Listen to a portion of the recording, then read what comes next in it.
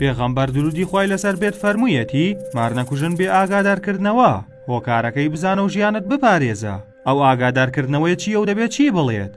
سەرەڕای ئەو مەترسیەی هەیەتی بەڵام پێغەمبەر درودی خوای لەسەر بێت داوای لێکردوین کە مار نەکوژین تا سێجار ئاگاداری نەکەینەوە. کاتێک باخچەیەکت هەیە پێویستە بە بەردەوامی پاک بکرێتەوە لە زیندەوەرانی وەک مشک و جرج، چونکە هۆکاری سەرەکیم بۆ دەرکەوتن و هاتنی مار. پێغەمبەر درودی خوای لەسەر بێت داوای لێکردین کە ڕاستەوخۆ مار نەکوژرێت تا سێجار ئاگادار نەکرێتەوە. دوای سێجار ئاگادارکردنەوە ئەگەر هەر نەڕۆژ پێویستە بکوژرێت. هۆکارەکەشی ئەوەیە نەوەک لە جنەکان بێت، چونکە جنەکان لەسەر شێوەی مار دەردەکەون. ئەگەر بێت و پێش ئاگادارکردنەوەی مارێک بکوژیت ئەوە ئەگەری هەیە ژیانی خۆشت لەدەست بدەیت. دەگێڕنەوە لە ڕووداوێکی ڕاستەقینەدا کە گەنجێک تازە ژنی هێناوە، بەیانی زوو دەچێتە سەرکار و لە دوای گەڕانەوەی دەبینێت ژنەکەی لە بەردەرگا ڕاوەستاوە. لێی دەپرسێت چی بووە؟ ئەویش دەڵێت مارێک لە ژوورەکەماندایە. گەنجەکەش